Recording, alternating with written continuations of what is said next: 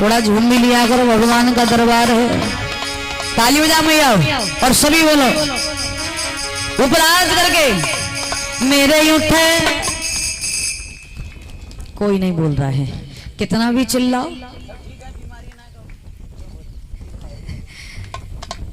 क्यों मैया, कोई दिक्कत है क्या, या फिर खाना नहीं खा के आई हो? सब खाए के आई है, क्योंकि खाए हुए में तो वैसे वहां के रहती है।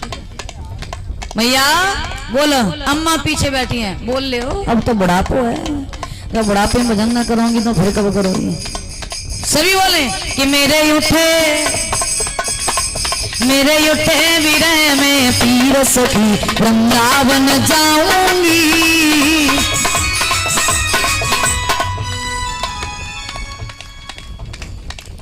बहुत सुंदर आवाज आ रही है पर लेकिन थोड़ी कम आ रही है, थोड़ी स्पीड बढ़ाई है। पीछे वाली माताएं स्पीड